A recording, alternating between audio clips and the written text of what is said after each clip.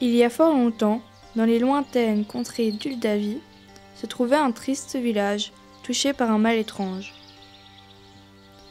Depuis plus de 10 ans, aucune pousse ne germait, aucun bourgeon ne se changeait en fleurs, et aucun arbre ne faisait de fruits. Un jour, un jeune homme prit la route pour cette région, à l'ambiance funeste, dans le but de comprendre cet étrange phénomène. Car le jeune homme n'était pas qu'un simple voyageur. Voilà à nouveau. C'est pas tous les jours qu'on croise des bien habillés comme vous. Bonjour madame, auriez-vous l'obligeance de me donner la direction du village de Verte Colline? C'est pas loin au bout de cette route. Mais vous savez, les collines, elles ne sont plus tellement vertes. Je sais. Ça vous intéresse une demi-courge? Là-bas, vous trouverez rien de bien nourrissant pour vous remplir le bide. Je suis désolée madame, mais je dois y aller. C'est vous qui voyez. Allez à l'auberge du Lièvre Boiteux. Là-bas, l'aubergiste est moins bourré que les autres et la bière n'a pas un goût de pisse. Merci. Dites que vous venez de la part de Molly, de la ferme du Pont.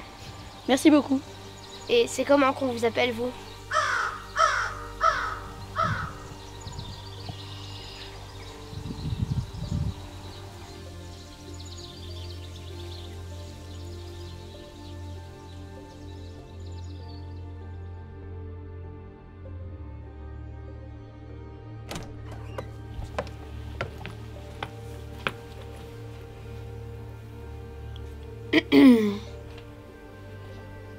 Bonjour.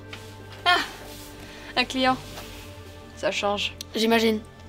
Et vous n'êtes pas du coin, ça se voit. Je suis étudiant en botanique. Un étudiant. Quelqu'un qui croit encore en l'avenir. C'est pas ça qui court par chez nous. Vous voulez une chambre simple ou double? Une chambre simple. Pas de souci. On voyage léger. Sans attache. C'est normal à votre âge. Je suis juste là pour mes recherches. Bien sûr, bien sûr. Bon, je dois juste inscrire votre nom dans le registre. Comment vous vous appelez?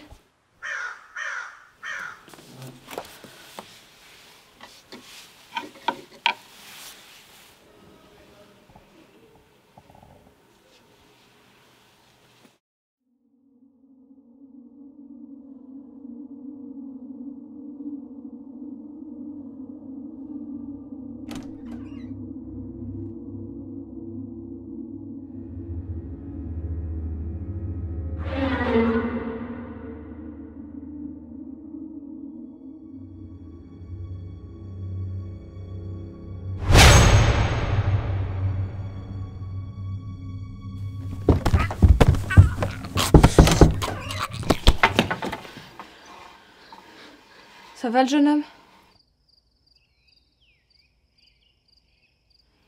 Et quand même, fallait nous dire si vous attendiez de la compagnie.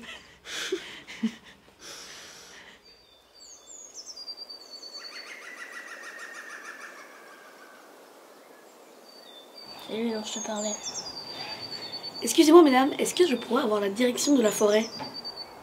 C'est là-bas au nord du village. Mais restez-y dans la forêt. On n'a pas besoin de vous au village. On a déjà assez de problèmes comme ça. Les bois de la région dégageaient quelque chose d'impalpable dans l'air, une impression de mystère. Et c'est là que notre jeune botaniste espérait trouver la piste du mal mystérieux.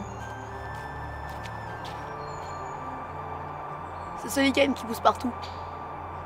Je n'en ai jamais vu de pareil.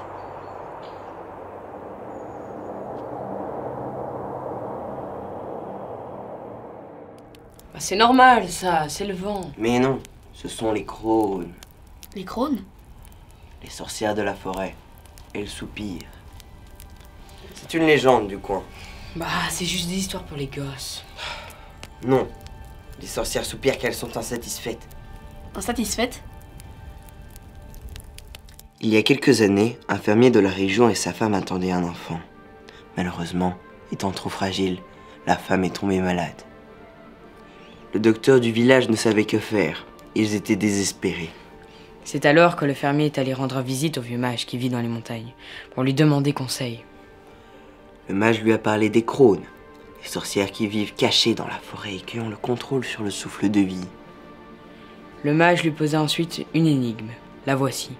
Il faut s'en contrarier, mais sans jamais croupir. Non, c'était pas ça, c'est il faut s'en contenter, sans jamais courber. Ah oui, voilà. Et du coup, avec une clé offerte par le mage, le fermier est allé à la rencontre des sorcières. Mais c'est des sales machins, ces créatures. Les crônes, elles voulaient quelque chose en échange pour sauver sa femme. Un enfant. Et oui, un enfant. Et donc en échange de la vie sauve de sa chair et tendre, le fermier devrait offrir un nouveau-né aux sorcières. Mais évidemment, quand l'enfant est né, le fermier ne voulait pas que les crônes le prennent. Il l'a caché très loin d'ici. Du coup, les crônes ont jeté une malédiction terrible sur toute la région. Plus rien ne pousse. Ce qui est bête, parce qu'avec cette famine, la femme du fermier a quand même fini par mourir de faim. Mais c'est terrible. Bah, c'est juste des histoires pour les gosses. Pas forcément. En tout cas, c'est ce qu'on raconte. Eh bien, bonne soirée, messieurs. Bonne soirée.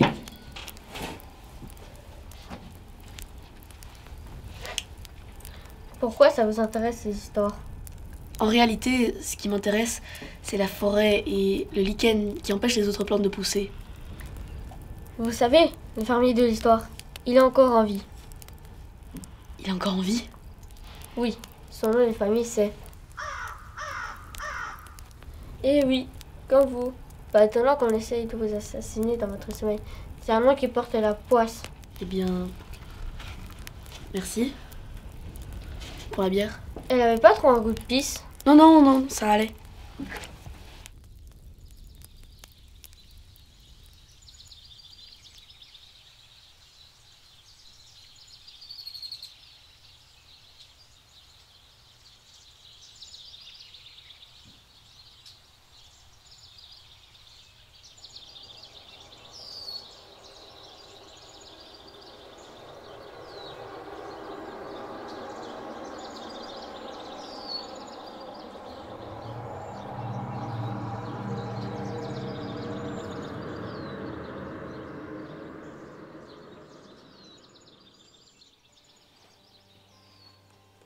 Bonjour.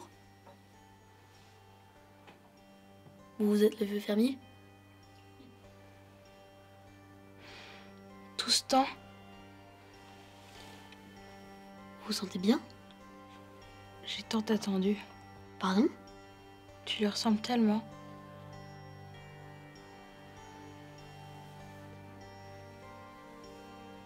Il est temps de sceller le pacte. La clé. Je suis désolée que ce fardeau t'incombe à présent.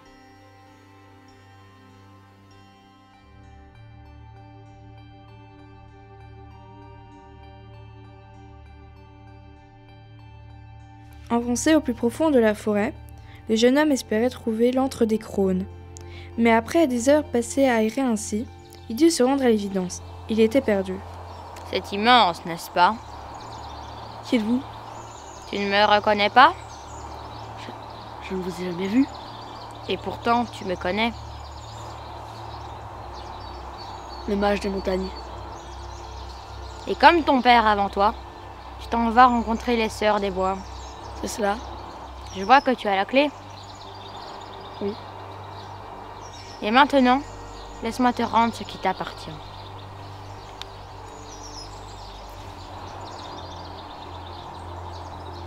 Novakova. Mon nom est Novakova. Et comme à ton père avant toi, je vais te donner un indice. Il faut s'en contenter, mais sans jamais courber.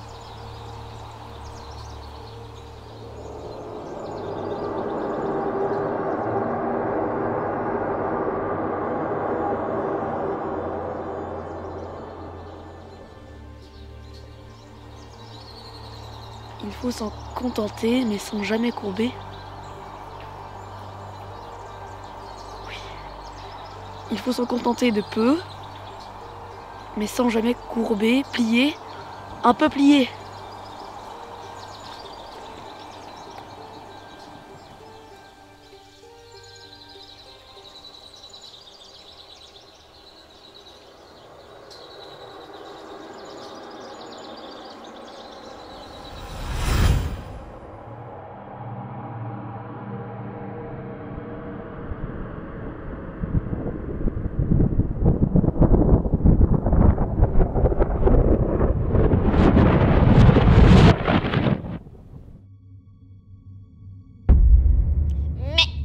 ne va pas le gâcher comme ça.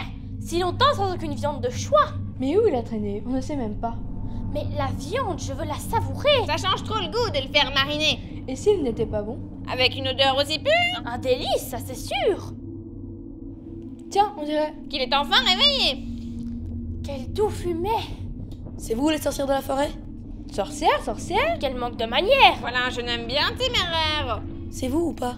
Nous préférons Sœur des Bois. C'est plus doux en tout cas. Plus doux, parle pour toi.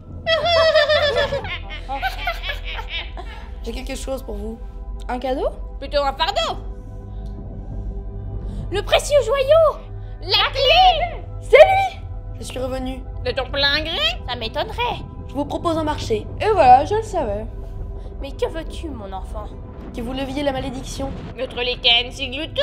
La famille? Les bourgeois? Oui. Très bien. Ce n'est pas tout. Quoi encore? Tu exiges plus d'efforts? Oui. Eh bien, Si je reste, je veux apprendre. Apprendre quoi? La nature, les plantes. Ce qui pousse et qui rampe? la verdure luxuriante. Sa beauté aveuglante? C'est secret, c'est mystère. Ça, on en fait notre affaire. Mais tu perdras ta liberté.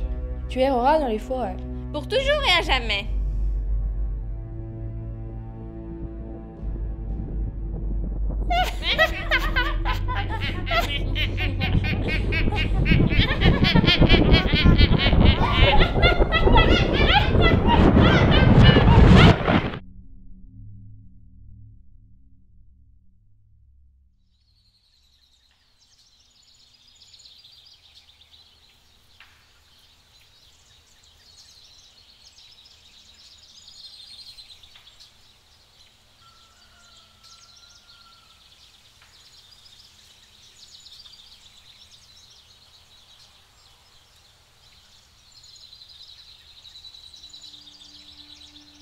Et depuis ce jour, dans les lointaines contrées du Lidavie, on peut apercevoir une ombre qui erre, protégeant la forêt et tout ce qui pousse. Là-bas, les habitants sont bénis par une terre fertile et des récoltes abondantes. Dans le souffle du vent, on peut parfois entendre le soupir des sœurs de la forêt, satisfaites d'avoir enfin récupéré leur fils tant attendu.